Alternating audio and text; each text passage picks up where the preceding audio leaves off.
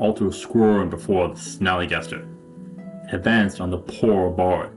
He screamed but had nowhere to run in the cavern. He was going to die. That was undeniable. In his fretting, he didn't notice a creature appear at the cavern entrance. Its fluffy tail wagged in excitement. It had found it. The scent of the Snallygaster had driven it from its lair. A howl escaped the long snout, and Alto finally noticed it. The beast sprang at the Snallygaster, so fast, the bard could barely keep up with its movements. The strange beast engaged the monster in fierce battle, while the musician stood transfixed in awe. Welcome back to Mythical Phylogeny Adventures. I'm your guide, Jason. Today we face the Snallygaster's mortal foe, the Dwayyo. Let's take a look at the Wolfman of Maryland.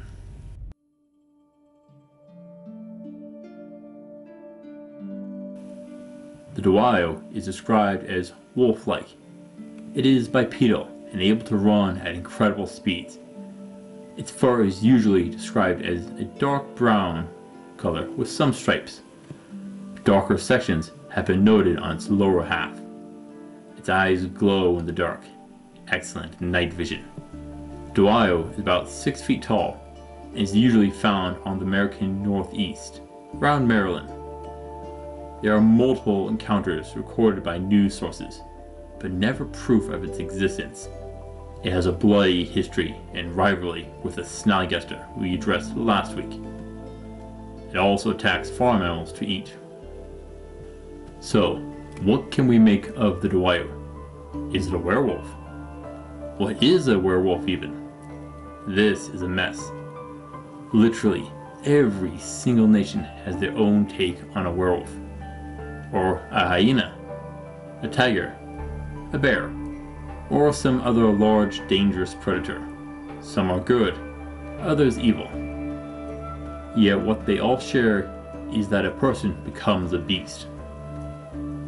Sometimes it is permanent. In others, it is only temporary, such as the Rougarou, where you are only a werewolf for 101 days. What about the Dwayyo? Well, we have the police report of John Becker's claim that he was attacked by the Dwayyo in Gambrel State Park on Saturday, November 27, 1965. He came up on the Dwayyo who attacked him in surprise. After surviving the encounter, he and his family reported the incident to the local authorities. A small Dwayyo hunt sprang forth to prove its existence, including employing a bunch of college students to search the woods. But nothing came from it all, of course. Unfortunately, John Becker wasn't the man's real name. He didn't want to be identified, and makes it hard to find out what became of him. Did he become a new Dwayyo or not? Well, there is nothing stating what the outcome was. I can't say either way definitively. It is possible that the Dwayyo is just a bipedal wolf creature, but also a werewolf. Okay, let's assume that it is a werewolf, just for a bit. How do we make a human transform into a new creature? Option 1, and most likely, is a virus. This would explain why the werewolf's curse is spread by biting. Saliva is a common means of spreading a disease. Potentially, so could its blood and other bodily fluids. It is possible for a virus to cause cells to produce something that they aren't supposed to, like say wolf-like traits. So, let's start with a virus which contains wolf DNA and RNA. The difference between DNA like a wolf has and a virus's RNA is the substitution of the thymine for the uracil compounds. So, transcribing wolf DNA over to RNA would be a stupidly simple process. Something done by every single cell in a body.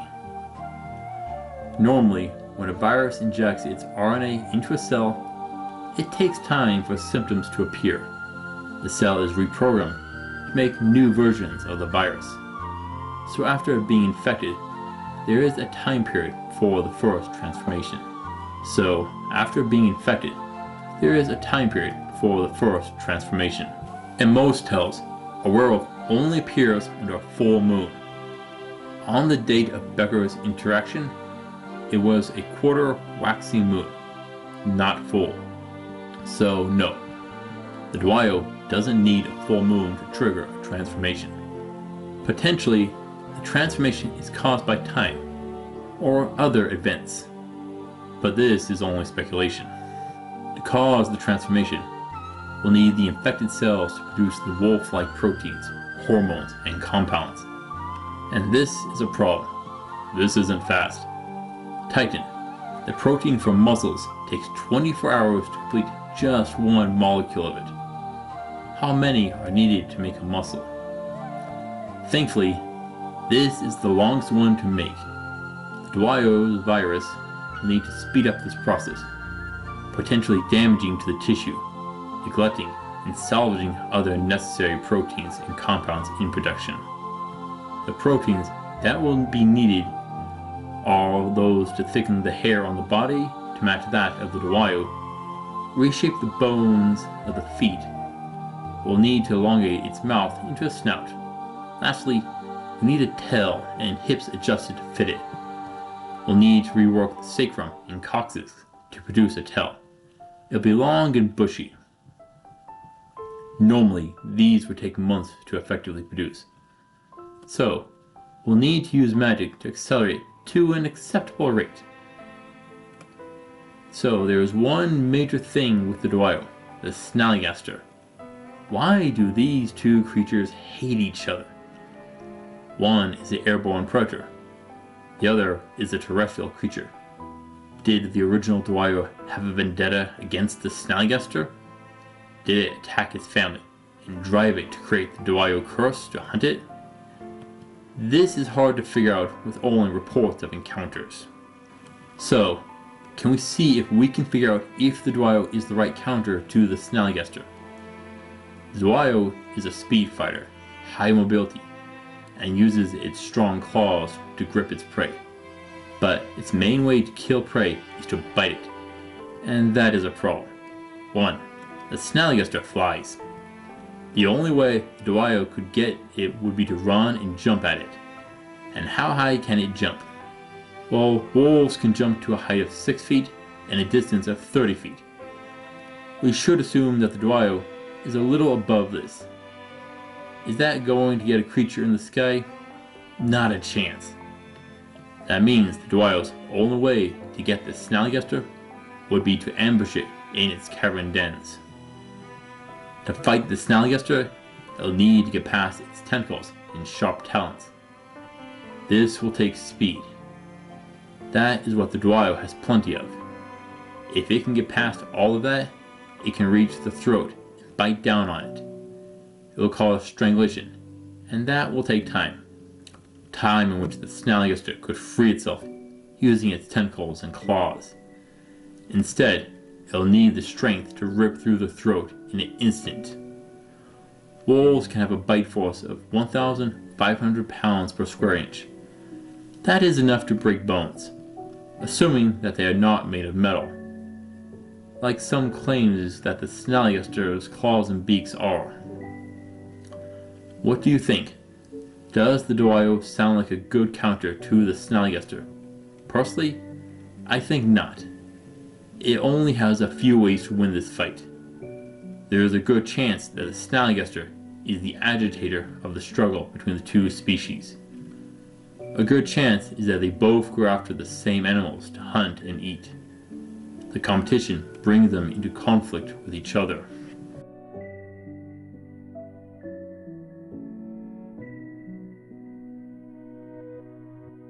Dwayyo is different than regular wolves.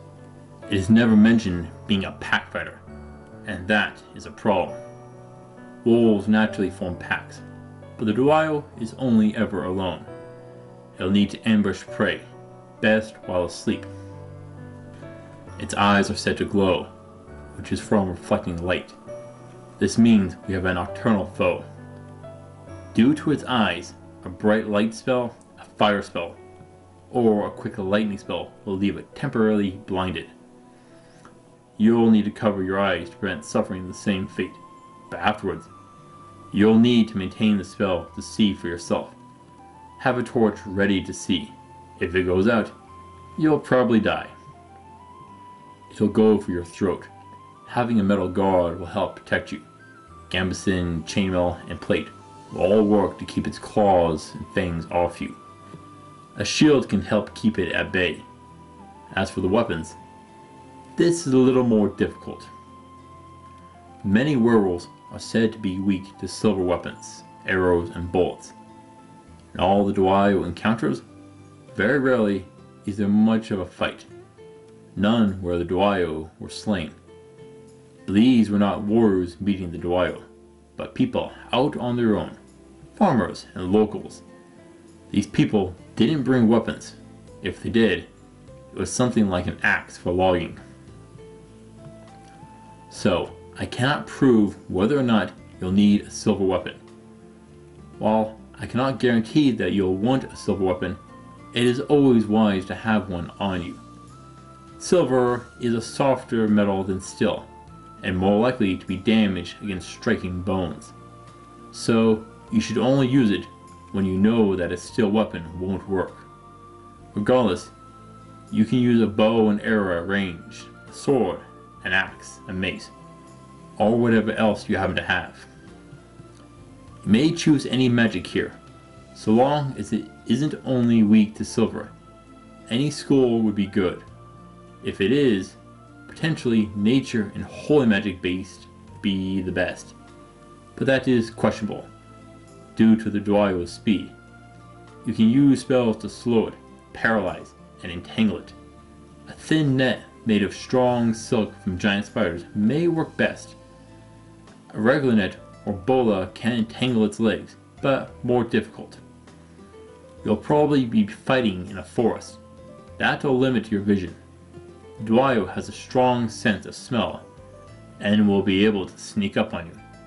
It'll want to stick close to the undergrowth and then jump up at you.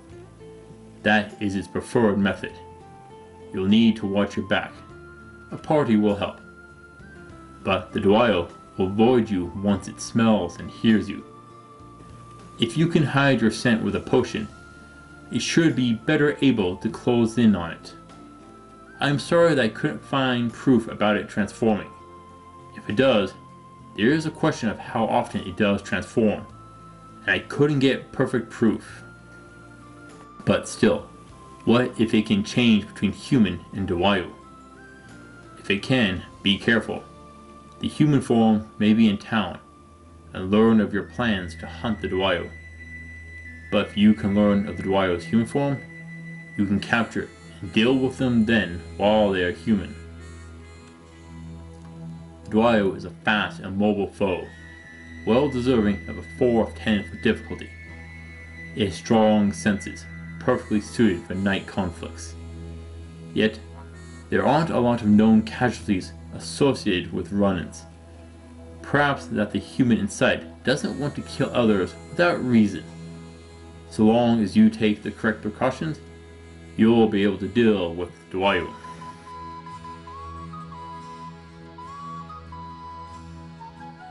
Now, last week, I mentioned that there might be a reason that the Dwayyo bites the Snallygaster.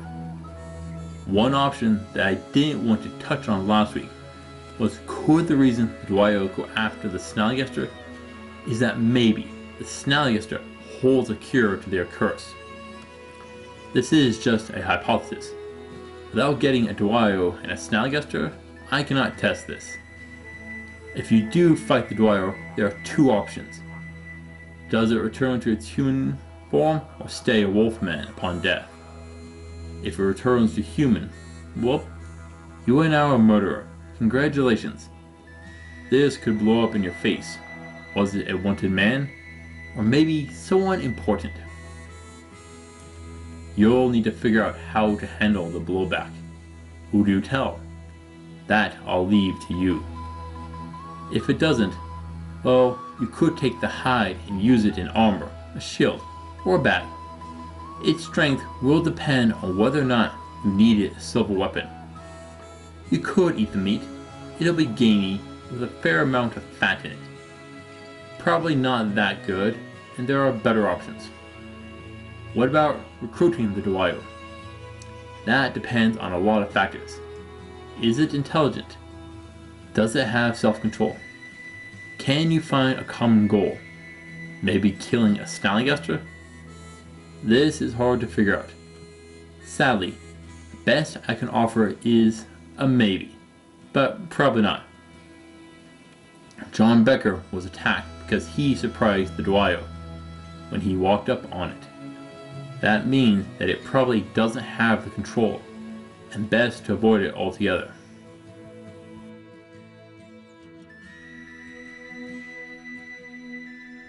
Alto sighed a breath of relief. The Snallygaster was dead at the hands or the claws of the Dwayyo.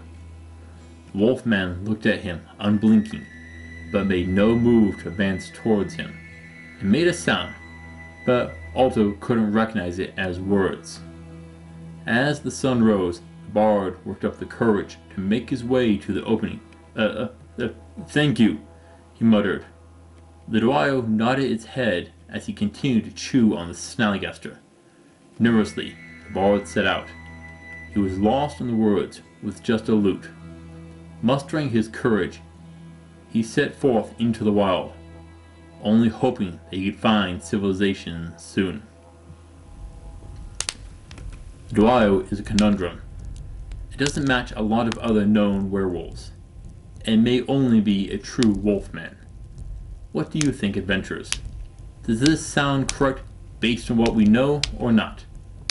Thank you for watching. Please return next week for The Reaver. Until then, I'll see you on the roads.